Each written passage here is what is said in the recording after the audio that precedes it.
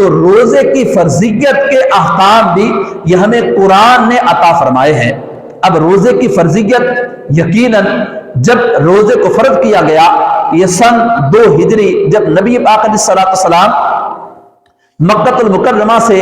مدینہ طیبہ ہجرت کر کے گئے ہیں، تو شعبان معظم کے اندر، اور بعد مفسرین نے لکھا ہے 10 شعبان معظم 2 ہجری کو روزے فرض کیے گئے۔ اب روزے جب فرض ہیں تو ان کی فرضیت کا اگر احوال دیکھا جائے تو ابتدائی اسلام میں ان کا احوال کچھ مختلف ہے، اور بعد میں پھر اس کا جو صورتحال ہے، اس کے احکام ہے جو آج روزے کی صورت میں ہم اس کو نبھانے کی کوشش کرتے ہیں، بعد میں اس کا حکم آیا۔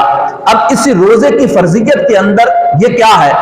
نبی پاک صاحب الاولاد سیاح افلاک نور کے پیکر تمام انبیاء کے رہبر صلی اللہ تعالی علیہ وسلم نے ارشاد فرمایا،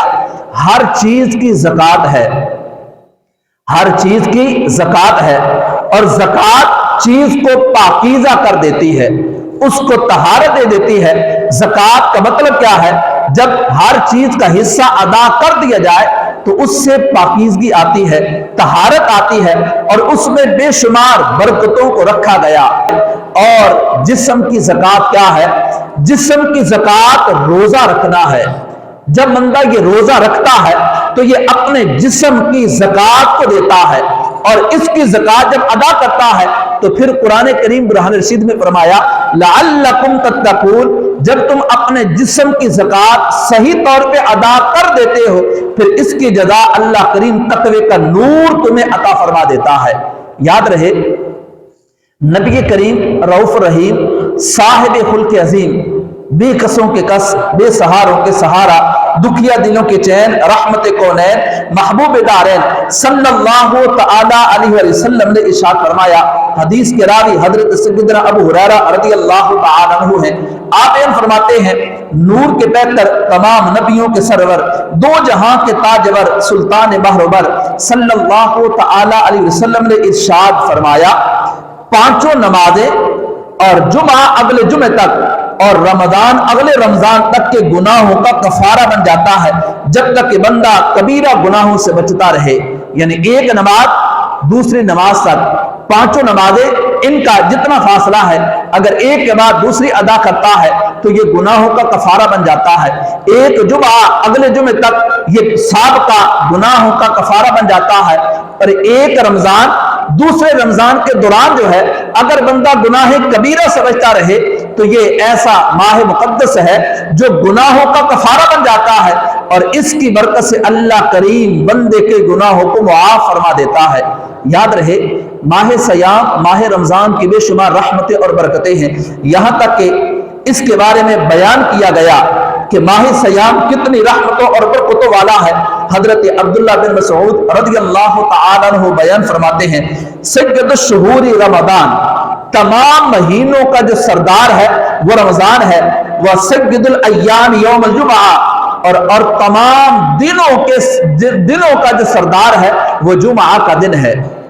تو تمام مہینوں کا سردار، تمام مہینوں سے افضل اعلیٰ جو مہینہ ہے وہ ماہ سیام، ماہ رمضان کا ہے، اور تمام دنوں کے اندر جن کو تمام دنوں کا سردار کہا گیا یہ جمعہ کا دن ہے۔ اگر عام دنوں میں بندہ نیکی کرتا ہے تو ایک نیکی کا ثواب 1 گنا یا 10 گنا